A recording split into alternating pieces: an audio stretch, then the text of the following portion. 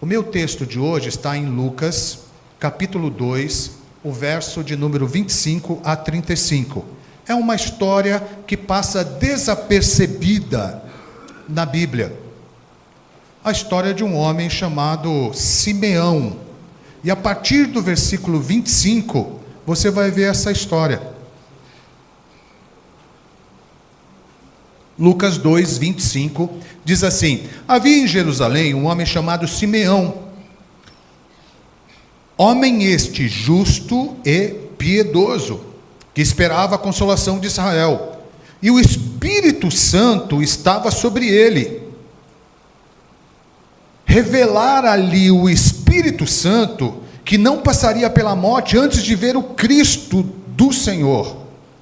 Movido pelo Espírito, foi ao templo, e quando os pais trouxeram o menino Jesus para fazerem com ele o que a lei ordenava, Simeão tomou nos braços e louvou a Deus, dizendo: agora, Senhor, podes despedir em paz o teu servo segundo a tua palavra, porque os meus olhos já viram a tua salvação, qual preparaste diante de todos os povos, luz para a revelação aos gentios e para a glória do teu povo de Israel. Até aqui da palavra do Senhor. Obrigado, Senhor, pelo privilégio que a gente tem de nos debruçarmos sobre as Escrituras Sagradas, e pedimos que o Senhor mesmo, através do teu Espírito Santo, que moveu Simeão, possa estar falando aos nossos corações nessa noite. É a minha oração no nome de Jesus. Amém e amém. Eu não sei vocês, mas eu sou uma pessoa muito imaginativa. Eu fico sempre imaginando coisas, né? Então, é muito comum eu ficar imaginando como era o Simeão, como era o apóstolo Paulo, como era Pedro. Então, pelas Escrituras Sagradas, a gente fica imaginando, apesar de nunca ter visto essas pessoas, né? Eu, como escritor infantil, às vezes algumas pessoas, porque o meu nome é James, as pessoas não sabem que meu pai deu esse nome porque ele estava muito alegre, tomou muita cerveja, e o herói da época dele era o James Dean. Então as pessoas pegam o meu livro infantil e pensam que eu sou um americano, bem grande, todo rosa e gordão assim. Eles falam: nossa, eu pensei que você, não sabia que você era brasileiro, né? Então, as pessoas ficam imaginando como é o autor. Então, eu fico imaginando como era aqui o Simeão. Na minha imaginação, ele era magro, baixinho, cabelos brancos, uma barbinha bem rala, alguém bem frágil, alguém franzino. Sabe um tiozinho, um senhorzinho assim, bem franzino? E se ele for fazer jiu-jitsu com os meninos aí, é capaz de falar, vai quebrar o osso dele, né? Então aqueles crentes que estão caminhando na beira da estrada, com a família indo para a igreja, sabe? O senhorzinho, vovô, magrinho, mas um santo homem de Deus. Crente à moda antiga, eu imagino o Simeão. Crente que ainda lia a Bíblia, não é como a gente hoje em dia. A gente fica no Instagram e no celular. Crente que orava, assim era o Simeão, crente mesmo, que jejuava, crente que estudava a Bíblia, crente que colocava louvor na sua casa para que o ambiente ficasse cheio da palavra de Deus. Porque eu vou te falar, viu, irmão, se você começar o dia escutando essas músicas do capeta, do Exu, não sei de quem, boa coisa lá não vai terminar. Se você começar o dia vendo porcaria, boa coisa não vai dar no final do dia. Mas o Simeão era alguém crente na minha cabeça, sabe? Aquele vovô crente a toda prova, de uma integridade ímpar, correto. Não era crente que queria levar vantagem em tudo. Se Deus é por nós, quem será contra nós, né? Deus está comigo, o resto que se exploda. Não. Simeão era um crente a toda prova, um santo homem de Deus. Dava o dízimo, dava a sua oferta, não queria aparecer. Gente que nem o vovô do Felipe e do Mateus, os dois avós. Os dois são da Assembleia. A Gabi foi visitar um do vovô lá em Minas Gerais. Antes de almoçar, tem que esperar o vovô chegar na mesa, e ele estava 3 horas no quarto, lendo a Bíblia e orando. 3. Posso contar? Aí a minha filha falou assim: nós estamos jejuando, vô. Ai, que bênção. Porque ele começou a falar de jejum. Não, eu vou contar do meu jeito, depois você... Aí a Gabi estava fazendo jejum de chocolate. E ele falou assim: esse jejum aí, esse jejum não é de crente. Não para a Gabi assim, mas ele estava falando que fazer jejum de chocolate não é jejum de verdade. Jejum de verdade é o dia inteiro sem comer e sem beber. Meu pai fazia isso várias vezes e à noite ficava na igreja pregando. Jejum o dia inteiro. E a Gabi e o Fê fazendo jejum de chocolate. Eu estou fazendo jejum de bacalhau, já tem acho que uns quase 2 meses. Né? E também faço bastante jejum de meia-noite até as 7h30 da manhã. Quase todo dia eu faço esse jejum. Não como nada nesse período. Mas o Simeão era um crente que nem e o outro vozinho que vai no acampamento do Felipe, da dona Alzira. Eles chegam para mim: mas que bolacha que eu levei na cara. Pastor, a gente acorda todo dia às 6 horas da manhã, eu e meu marido, a gente ajoelha e ora, todo dia juntos. 6 horas da manhã. A gente acorda, não lembra nem de orar. Sai correndo. Então o Simeão era um sujeito a toda a prova. Se você fosse na casa dele, a Bíblia dele era toda surrada. Bíblia usada, toda surrada. Nunca passou na cabeça do Simeão uma aventura amorosa. Eu imagino o Simeão um homem corretíssimo. Um tipo de crente que não fala mal de ninguém. E a Bíblia diz que o Espírito Santo estava com ele. A Bíblia diz que o Espírito Santo guiava a vida de Simeão. Então essa é a leitura que eu faço imaginária do nosso personagem aqui, o Simeão. Essa é a minha imaginação, porque a Bíblia não fala quase nada dele. Vai falar só esse texto, depois a gente, Sabemos que ele era idoso, sabemos que ele era um homem justo e piedoso, e que o Espírito Santo estava sobre ele, que ele tinha uma promessa de Deus sobre a sua vida, que ele não morreria antes de ver o Messias, o Salvador. E Jesus é levado ao templo, costume da lei, ali o menino, e os seus pais levaram ali 2 pombinhas e 2 rolinhas, e eram as famílias pobres que levavam pombinhas e rolinhas, as famílias mais abastadas levavam um cordeiro. E Jesus, levado pelos seus pais, leva um sacrifício ao templo, e o Espírito Santo prometeu para Simeão que ele não morreria sem ver o Messias. E quando os pais de Jesus entram no templo, Simeão também estava no templo, e ele pega o menino nos seus braços, e ele louva a Deus, e ele fala assim: agora, Senhor, pode me levar em paz, porque segundo a tua palavra, os meus olhos viram a salvação de Israel, o Messias que o Senhor tanto prometeu. Que coisa linda esse Simeão, hein, pastor Binho? Algumas coisas na vida de Simeão me encantam, apesar de uma história tão pequena, apesar de um homem tão frágil e vulnerável, coisas na vida de Simeão me encantam. Eu fico imaginando, vai eu imaginativo, né? Eu assisti a um desenho que chamava O Fantástico Mundo de Bob. Aí tem o Fantástico Mundo do James, que eu fico imaginando um monte de coisa. Eu imagino lá, porque no Éden, Deus prometeu o Messias, quando eles pecaram, que nasceria da mulher, aquele que pisaria na cabeça da serpente, aquele que anularia o efeito da morte, porque nós não fomos feitos para morrer, a gente foi feito para viver eternamente. E ali no Éden, chega os filhos de Adão, e o Adão, o pai, a mãe pergunta: vocês viram o Messias que foi prometido? Não. Aí vem Abraão no céu, uma corre: Abraão, você viu o Messias? Nasceu? Não, não nasceu. Vem o filho de Abraão, Jacó: Jacó, você viu? Não vi, não nasceu ainda. Vem Isaac: não nasceu. Vem Moisés chega no céu: Moisés, você viu o Messias? Ele nasceu? Não nasceu. Vem Davi, um homem segundo o coração: Davi, nasceu o Messias? Não nasceu, os meus olhos não viu.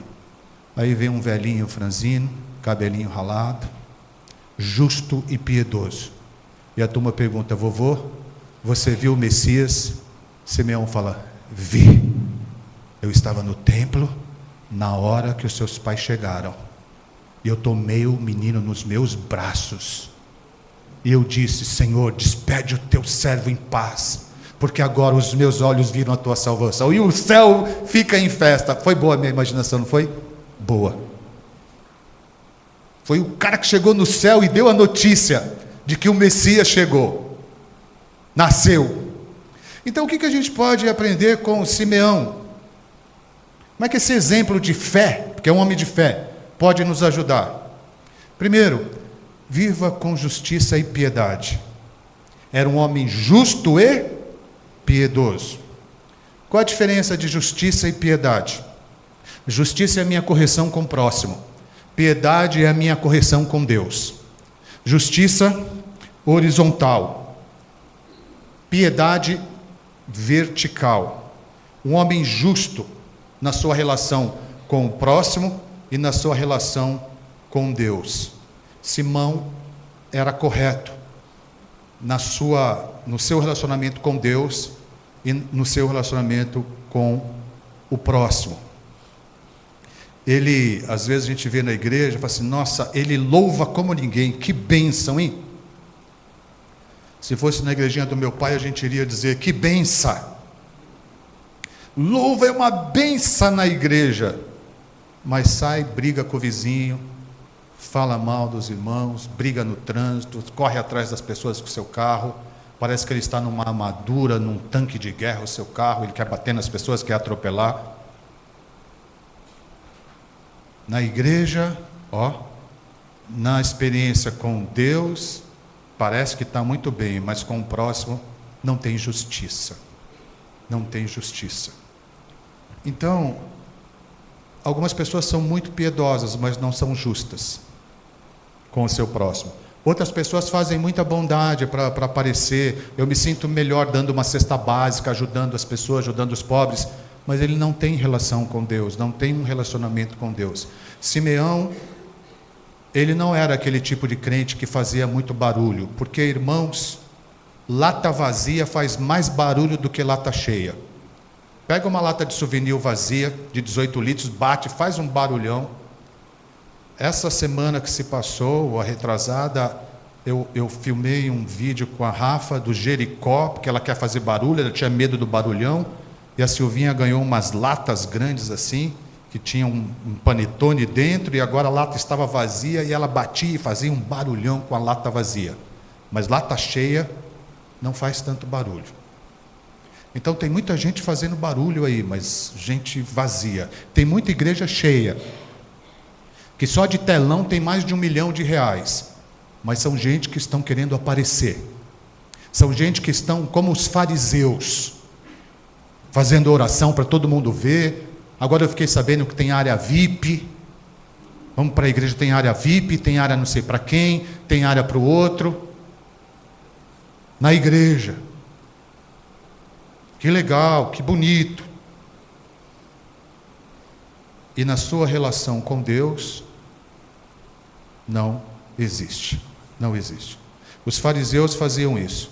Eram orações longas, barulhentas, gritavam, mas eles devoravam a casa da viúva. É possível, pastor James, uma pessoa assim agradar a Deus? Claro que não. Se na sua experiência de justiça ele não se dá bem com o próximo, claro que não é. Para eu falar bem com Deus, eu preciso falar bem com o meu próximo. Quem vai para o céu? Claro, quem se reconhece pecador e reconhece que Jesus pagou o preço por seus pecados. Isso é fácil de responder. Mas quem vai para o céu também pode ser uma resposta de quem se parece com Deus. Quem é piedoso, quem gosta de Deus, quem quer estar com Deus, quem tem hábitos que vai desenvolvendo no seu relacionamento com Deus, quem age como Jesus, o Filho de Deus. Então a gente não pode ser essa pessoa dividida. A gente não pode ser na igreja uma máscara e fora outra coisa. Tem que ser piedoso e justo, é o que nos ensina o Simeão. São duas virtudes que não podem andar separadas. meu próximo com um bom relacionamento e o relacionamento com Deus. Eu sei, irmãos, eu sei, você deve estar pensando aí, pastor, tem gente que não é fácil. Tem crente que não é fácil? Tem. Todo grupo tem pelo menos uns 37 crentes que é duro na queda de lidar. Relacionamento é difícil. Se no seu grupo não tem alguém de relacionamento difícil, cuidado que pode ser você o sujeito, né? Então nós temos, mas é assim, é nesse relacionamento que nós vamos crescer, amando, perdoando, avançando, né? Não pode ser crente que dá facadas pelas costas de outras pessoas. No meu relacionamento com as pessoas, eu tenho que amar a justiça. E eu tenho que querer mais essa coisa de piedade. Sabe qual é o oposto de piedade? É ímpio. É ímpio. Uma pessoa que conhece a Deus e não quer nada com Deus. E o piedoso é uma pessoa que tem um relacionamento com Deus. Então assim, viva com justiça e piedade. A segunda coisa, viva de tal maneira que você saiba que a sua vida está sendo influenciada pelo Espírito Santo. Engraçado aqui no texto, que é curtinho, mas se você prestar bem atenção, o Espírito Santo estava sobre ele, o Espírito Santo estava revelando que ele não morreria, revelando coisas, e ele foi movido pelo Espírito Santo para ir na igreja. O combustível da vida de Simeão era o Espírito Santo. Está aqui um homem que vive debaixo da sombra do Espírito Santo. Está aqui um homem que você acha que ele tem medo de macumba, de maldição, tem nada. Ele está cheio do Espírito Santo.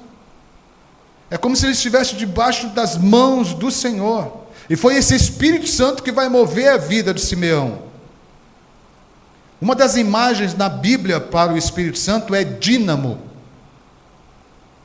Recebereis poder do Espírito Santo, dínamo do Espírito Santo.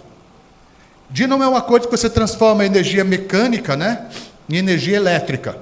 As bicicletinhas do vovô da época tinha na coisa um dínamo, que ele vinha na roça, e ele vinha pedalando, e tinha um negocinho chamado dínamo, que acendia uma luzinha para os carros atropelarem o vovô. Então transformava a energia, né, nossa, mecânica, em energia elétrica. Mas não pense nesse dínamo da bicicleta. Pense no dínamo de Itaipu, aquelas águas, onda, tipo as cataratas lá do Paraná, enorme. O Espírito Santo, irmãos, eu creio que se ele visitar a gente assim, inteiro, a gente é consumido na hora, porque o Espírito Santo é Deus. Já viu a Arca da Aliança, quando eles começam a tentar abrir a arca, vem e consome tudo? O Espírito Santo, se ele baixar aqui na gente, ele consome completamente a gente. Então, tem um dinamozinho, cada um, para ter doses do Espírito Santo na nossa vida. Porque senão a gente não... Então, tem gente que quando é visitado pelo Espírito Santo cai, tem outros que voa, tem outros que sei lá o que acontece, e tem outros que choram, e tem outros que não acontece assim, é uma coisa suave, doce, maravilhosa. É o dínamo do Espírito Santo na vida de cada um, canalizando graça, poder, né? Deus aqui na vida de Simeão, agindo no Espírito Santo. Você pergunta assim, mas a gente não sofre? A gente sofre, mas a gente tem o Espírito Santo, que é esse dínamo sobre as nossas dificuldades. Qual que é a diferença? A diferença é que a gente tem o Espírito Santo ao nosso lado, que nos ajuda a passar por essas etapas da nossa vida. Não vamos passar triste, não vamos passar abandonados, porque o Espírito Santo está ao nosso lado. O seu nome também é Paráclito, é aquele que está ao lado, aquele que está conosco. O Espírito Santo é essa coisa bonita na vida do crente. É por isso que a Bíblia diz que quando a gente não sabe o que dizer, o Espírito Santo vai falar por nós. A Bíblia fala que a gente, quando não sabe aonde ir, o Espírito Santo nos dirige. Lá em Mateus 4 fala assim, que o Espírito Santo dirigiu Jesus até o deserto, depois de ser batizado. Ele nos dirige, Jesus foi conduzido em Lucas 10, 21. O Espírito Santo nos alegra, o Espírito Santo nos ajuda a testemunhar. A Bíblia fala, ser-me-eis testemunhas, tanto em Jerusalém, Judeia, Samaria e até os confins da terra. É o Espírito Santo agindo em nossas vidas, queima os nossos lábios para falarmos palavras que a gente nem imagina. E às vezes o Espírito Santo vem de uma forma tão grande que a gente não consegue mais falar o idioma, e ele nos dá um dom de línguas. E a gente é visitado pela presença do Senhor. O Espírito Santo abre essa capacidade da gente ver as coisas diferentes. Quer ver só a história de Estevão? Estevão era pau a pau com Paulo na escola de Gamaliel. Só que Estevão entregou a vida para Jesus, e o Paulo fica assim, mas rapaz, o Paulo estudava na USP da época. Que menino tão inteligente, como é que ele pode acreditar nessa coisa que esse tal Jesus está vivo? E Estevão começa a pregar o Evangelho, e eles vão apedrejar o Estevão. Vão matar o Estevão. E a Bíblia diz que Estevão era um homem de fé e cheio do Espírito Santo. E quando ele está sendo apedrejado, ele vê o céu aberto, Jesus assentado, e ele olha e fala assim: Senhor, não imputes esse pecado nessa gente. Olha o que o Espírito Santo fez o Estevão ver, coisas completamente diferentes. Quando o Espírito Santo age na nossa vida, a gente não vê coisas normais diante das dificuldades e das lutas, porque ele está sendo apedrejado e ele está vendo o céu aberto de Jesus. E as pessoas que olhavam para Estevão viam nele um rosto de anjo. É o Espírito Santo que controla o nosso falar, o nosso agir, a nossa vida. E aqui está um vovozinho que é influenciado pelo Espírito Santo. Tem gente que é influenciado pelo álcool, tem gente que é influenciado pelo cigarro, tem gente que é influenciado pelo namorado. O namorado influencia a pobrezinha, que é a Maria das Dores, que faz tudo que o namorado quer. Ou então tem um rapazão lá que é tão brabo, tal, que agora é influenciado completamente pela namorada. E ele faz influenciado. Ai, se você morrer, eu não sei o que será da minha vida. E a gente começa a viver essa dimensão de pessoas nos influenciando, o dinheiro nos influenciando, o trabalho nos influenciando, mas o Simeão, o que influenciava ele era o Espírito Santo. Deixa eu dizer uma coisa para você, meu amigo que está aqui. Aquilo que te domina te consome. Vou repetir. Preste bem atenção, porque você está gastando a sua vida com algo que está te dominando e por isso vai consumir você. Paulo fala assim, Paulo era dominado por Cristo. Ele fala: eu quero me deixar gastar por Cristo. Porque Cristo domina Paulo e ele gasta a sua vida. Paulo vai falar assim: eu não tenho a minha vida por preciosa, tanto que eu cumpra o chamado que ele colocou na minha vida. Tem pessoas que são dominadas pelo trabalho. Ei, vou repetir. Pessoas que já estão vivendo 20, 30 anos dominados pelo trabalho. E eles estão sendo consumidos pelo trabalho.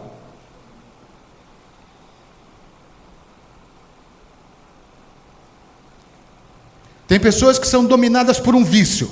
Vai lá na Cracolândia. Eles são dominadas pelo vício e são consumidas pelo vício. Por essa doença terrível. Pergunta: quem domina você? Ei, amigão, a vida é chupar um pote de jabuticaba. A vida passa rapidamente e nós voamos. Aquilo que está dominando você vai te consumir. Eu sou consumido por... Quando você se alimenta, pelo menos na minha casa, a gente tem o costume de orar, e a gente fala assim: Senhor, essa comida que nós vamos comer agora, eu quero te agradecer por todas as pessoas que me abençoam agora para essa comida chegar até aqui. Não é só porque eu tive dinheiro para comprar, mas teve pessoa que plantou, teve pessoa que levou até o Ceasa, tem outro que levou até... Então, essas pessoas todas são abençoadas por ti, e elas me abençoam agora, e eu quero te agradecer por todas elas. Mas, Senhor, eu quero também que o combustível que essa comida vai me trazer possa ser gasto para a tua honra e a tua glória.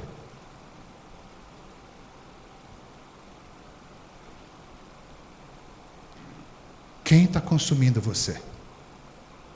Aquilo que te domina te consome. Preste atenção, amigo, eu já tenho 57 anos. Eu estou há 51 anos no Evangelho. E você vai chegar no final da sua vida sendo consumido completamente por essas coisas desse mundo. E quando você estiver nos seus últimos momentos de vida, você não vai perguntar do seu dinheiro, você não vai perguntar, você vai falar assim: traz o meu pai aqui para eu pedir desculpas para ele, para eu pedir perdão para ele, para eu abraçar. Traz o meu filho aqui. Traz os meus amigos aqui. Você vai ver que não valeu a pena. Alguém morreu e colocou na sua lápide: não tente. Não tente. É bonito ver essas cantoras maravilhosas e não sei o quê, e essa fantasia, essa ilusão toda. Como vão estar daqui a 30, 40 anos? Foram consumidas pelo quê? Por quê? Então aquilo que te domina, te consome. Pessoas que são dominadas pelo dinheiro, aí elas são consumidas pelo dinheiro. Elas querem fazer de tudo para ganhar muito dinheiro. E os vendedores de curso estão prontos para tomar mais um pouco do seu dinheiro e te anunciar um plano mágico de...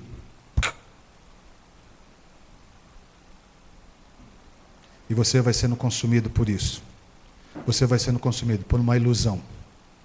E às vezes, deixa eu lhe dizer, o diabo nos balança num berço e fala: está tudo bem, pode ficar tranquilo, está tudo bem, está tudo bem.